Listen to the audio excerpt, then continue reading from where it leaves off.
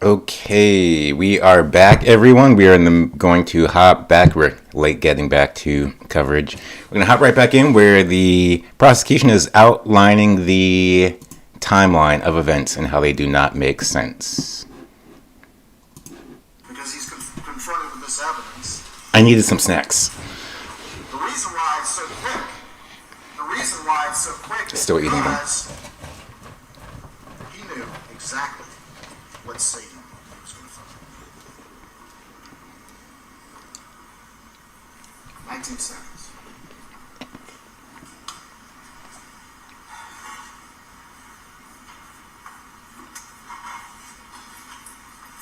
During that 911 call, and you can hear it on the 911 call, he leaves for the residence from 10:11 to 10:14. I wonder if it's as blurry for them as it is for us. The map points on there.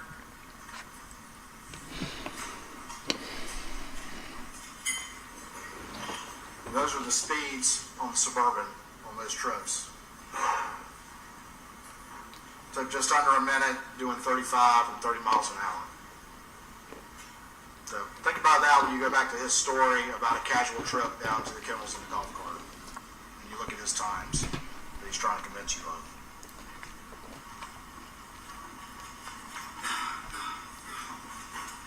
He gets off the 911 call. He calls Randy. He calls Randy again. He calls John Marvin. And then we see at 10:20 and 8 seconds, Paul's phone reflect that auto lock thing that could be, as you heard from the testimony, it not recognizing your face. This is interesting. As we'll see over the next few slides, he spends a whole lot of time trying to call Rogan Gibson. He told you... Rogan Gibson is Paul's close friend. He's calling Rogan before he calls many of his family. Before he calls Buster. Calling Rogan multiple times. And those texts would have come in on Paul's phone. What's he so concerned about? He said he turned Paul over and his cell phone popped out.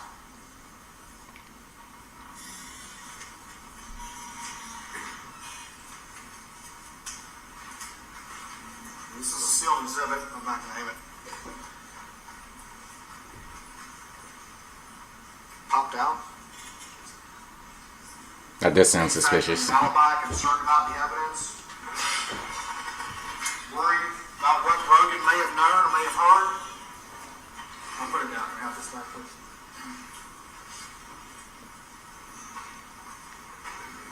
I'm sorry, Mr. Thank you, Mr.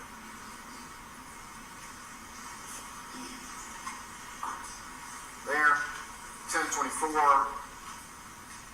iMessages, call me, 10:25.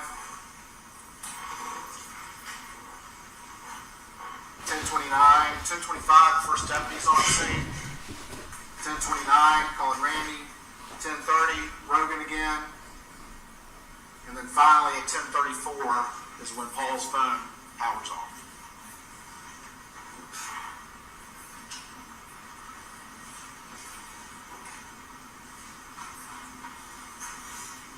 Opportunity.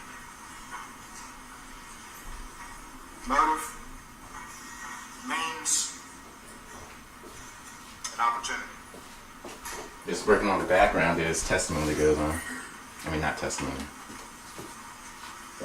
Guilty conscience.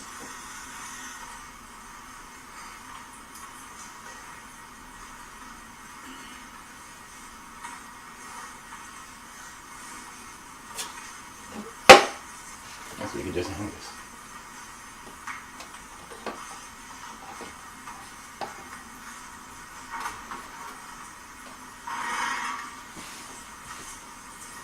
I've already kind of talked about these, so I'm not going to belabor the point, but you heard from Blanca Simpson. Blanca Simpson said he was wearing like a polo shirt when he left. Wearing this shirt in the Vinnie Vine, she recognized both of those. He, of course, turned over the t-shirt that he was wearing when law enforcement arrived. And then you heard Blanca say he later tried to convince her that he was wearing a Vinnie Vine shirt. 3 shirts in one day, and the 4th one he tried to get Blanca to say. And you heard her testimony. She felt very uncomfortable about that. Multiple changes of shoes in the day. He wouldn't be wearing those shoes if he were out riding the property.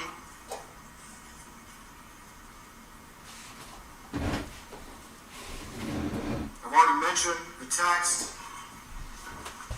from Maggie that Alan wants me to come home, but he can't even be clear about that point because that doesn't fit with his narrative. Marion Proctor says the same thing, but he can't admit that because that doesn't fit with his narrative. She was surprised that Maggie didn't go along to Alameda.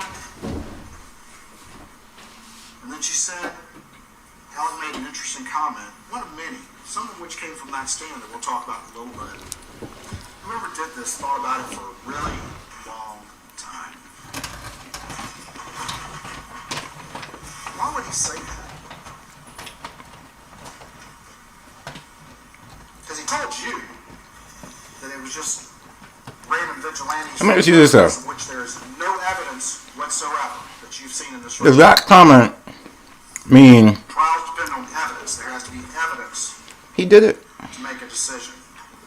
Because you have to prove that he pulled the trigger here. Something about the Babe case. There's been no evidence whatsoever of any specific other individual. There has to be evidence to consider, not just mere allegations that have no basis in any sort of evidence. Whoever did this thought about it for a really long time. I think if you think about the defendant's statements and some of the things he says, a lot of times he says things in one context, but he means them in another. When he says things like, I hurt the ones I love the most.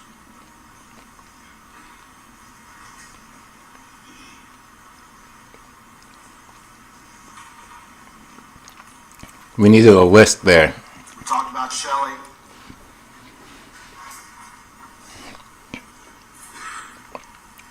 After Randolph's funeral, he shows up early.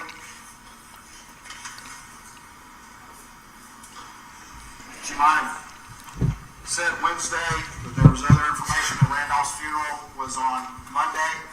But anyway, shows up with something blue, shows up early, wants to come in. There's some vehicles. And then there's that raincoat. Huge raincoat.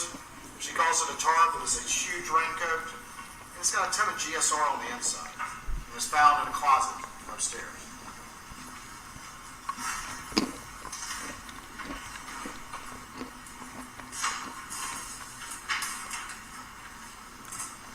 States 411.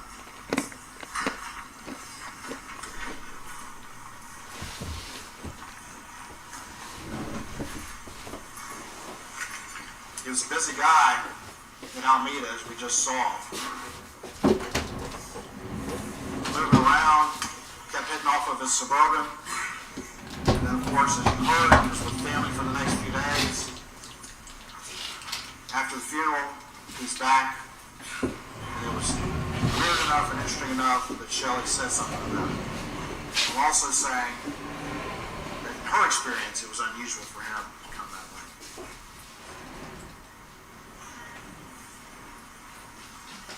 Then we have the defendant and his many statements.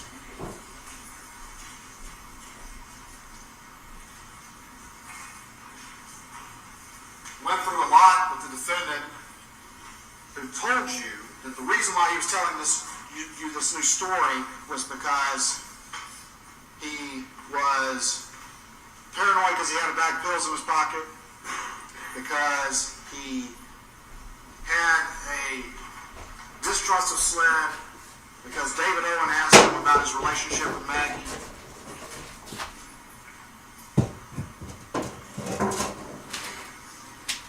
And his law partners told him that he should have an attorney present, which one is in here, one of his law partners sitting in the back.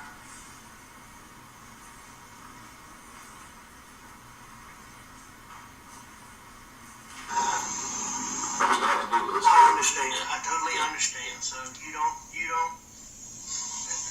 have have any problem with it. I asked him repeatedly, is this the point where you decided to lie? At which point did you decide to lie? I hate to have to do this. I understand. I didn't even do that twice.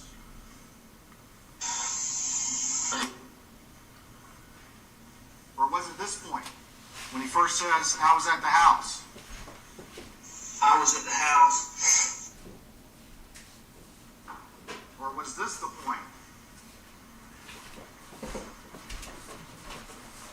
He mentioned specifically, and he kept adding factors, and one of the things was, well, Dave Owen asked me how my relationship was. This question, this is when he decided to lie? Wonderful. I mean, I'm sure we had little things here and there, but we had a wonderful marriage, wonderful relationship.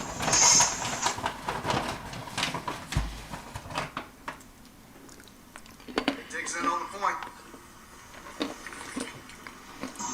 What did you need to do? Were you in the office or? No, I was home. I came home falling out and messed around. I was up at the house. I laid down, took a nap on the couch, probably, I don't know, 25, 30 minutes. I got up, I called Maggie, didn't get an answer, and I left to go to my mom's. She'd said,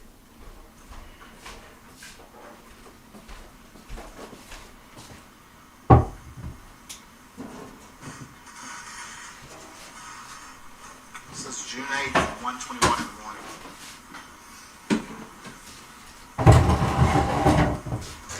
And he's admitted to you that he's lying right there. Look how easily he did it. About such a crucial thing.